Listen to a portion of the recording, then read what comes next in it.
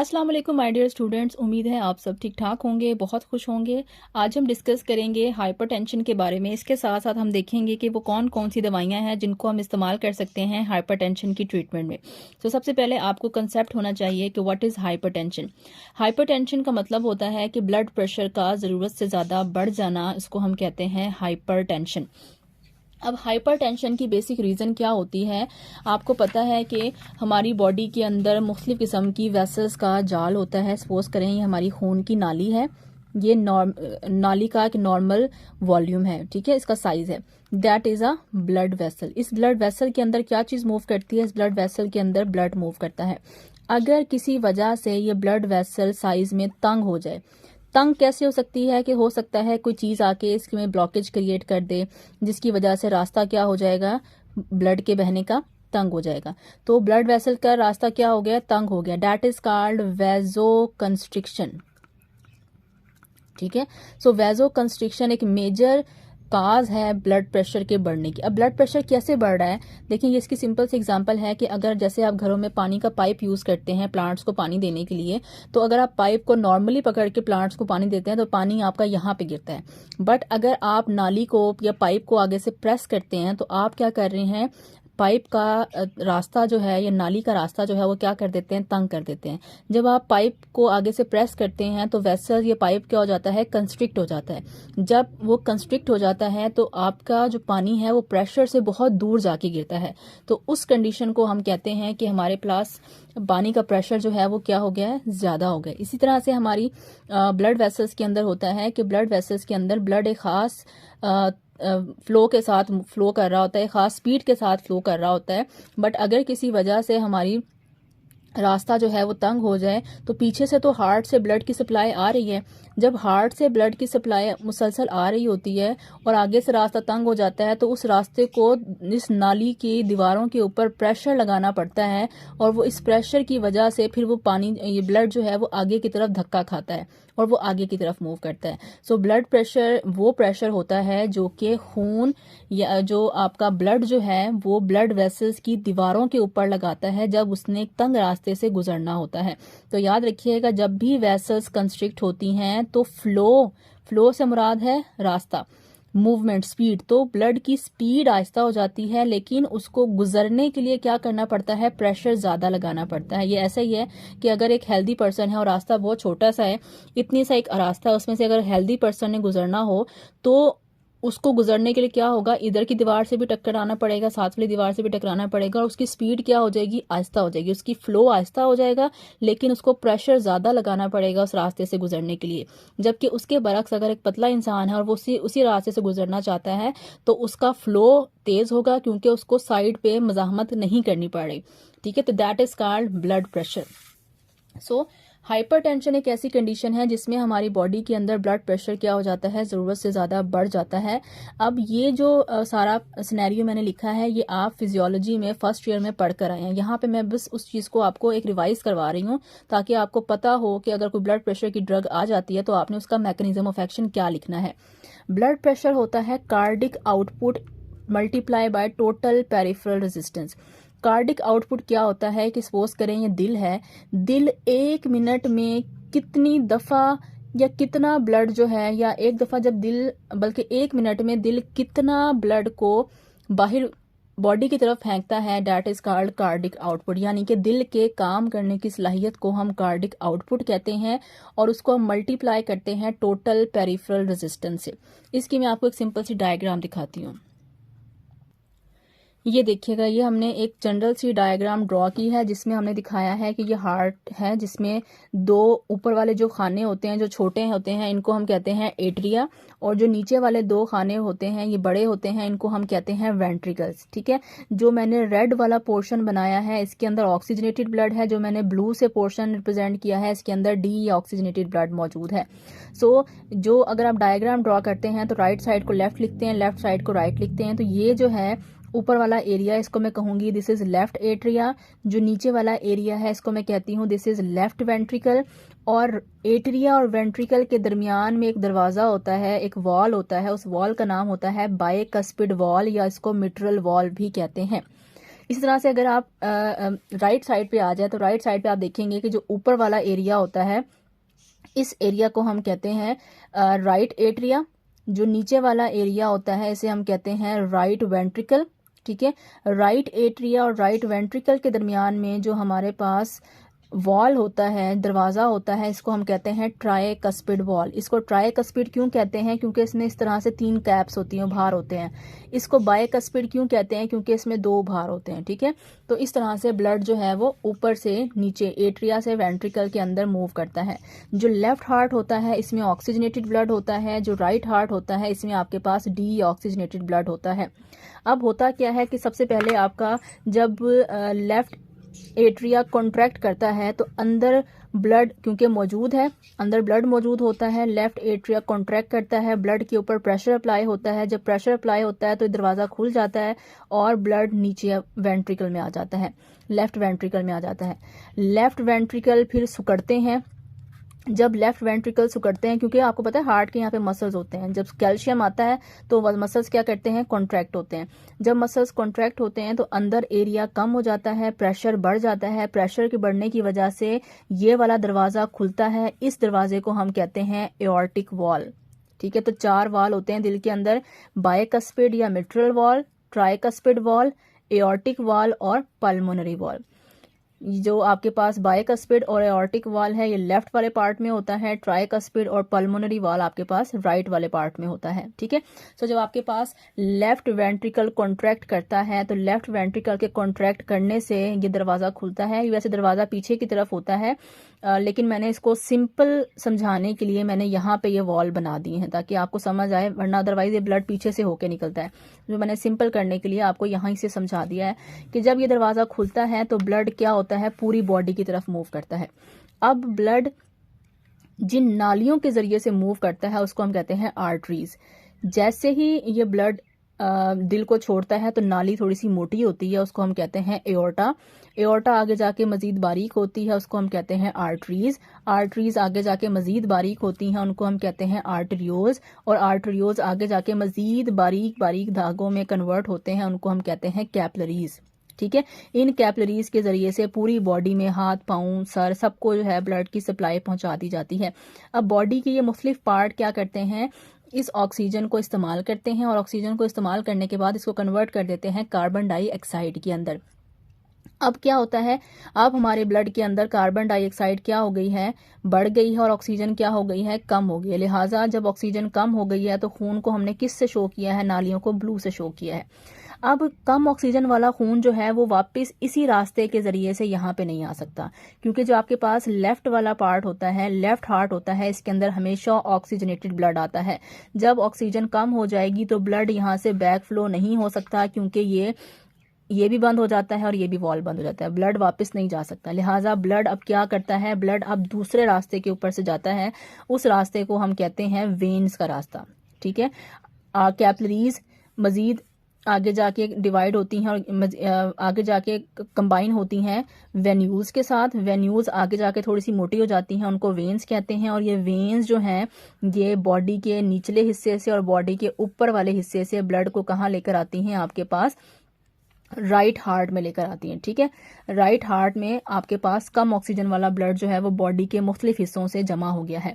अब हमें ब्लड में ऑक्सीजन चाहिए, तो हमें क्या करना पड़ता है? हमें इस ऑक्सीजन के हसूल के लिए ब्लड को लंग्स के पास भेजना पड़ता है। आप देख रहे हैं कि हार्ट जो है वो दरमियान में है और इसके दोनों तरफ क्या चीज़ मौजूद है? फेफड़े या लंग्स मौजूद हैं। सो फिर क्या होता है कि हमारे पास एक ये पल्मोनरी वॉल मुझे यहाँ लिखना चाहिए था, दिस इज पल्मोनरी वॉल। ठीक है, फिर क्या होता है कि हमारे पास पल्मोनरी वॉल ओपन होता है। पल्मो का मतलब होता है लंग्स। ठीक है, अब हमारे पास ऑक्सीजन कम ऑक्सीजन वाला ब्लड यहाँ जमा हो गया है। जब ये कम ऑक्सीजन वाला ब्लड यहाँ जमा होता है तो हार्ट के मसल दोबारा से कॉन्ट्रैक्ट करते हैं। जब कॉन्ट्रैक्ट करते हैं तो अंदर ब्लड के ऊपर प्रेशर अप्लाई होता है। जब प्रेशर अप्लाई होता है तो ये पल्मोनरी वॉल जो पहले बंद था वो अब खुल जाता है। लिहाजा ब्लड जो है, जो कम ऑक्सीजन वाला ब्लड है, वो किसकी तरफ जाता है? वो लंग्स की तरफ जाता है। और लंग्स की जो ये दीवार होती है, यहाँ से ऑक्सीजन, क्योंकि आपको पता है नाक के जरिए से ऑक्सीजन कहाँ आती है? लंग्स के अंदर आती है। तो लंग्स जो है वो रिच इन ऑक्सीजन ऑक्सीजन होते हैं।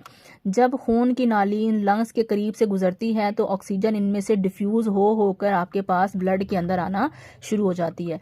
तो लंग्स के पास से गुजरते गुजरते आपका ये जो कम ऑक्सीजन वाला ब्लड था वो कैसा हो जाता है, वो ज़्यादा ऑक्सीजन वाला हो जाता है, उसमें ऑक्सीजन फिल हो जाती है। और जब इसमें ऑक्सीजन फिल हो जाती है तो इसको वापस इसी रास्ते के ज़रिए से राइट हार्ट में नहीं भेजा जाता, क्योंकि राइट हार्ट के अंदर हमेशा कम ऑक्सीजन वाला ब्लड आता है। सो यहाँ से ब्लड को, ज़्यादा ऑक्सीजन वाले ब्लड को कहाँ फेंका जाता है, लेफ्ट एट्रिया के अंदर।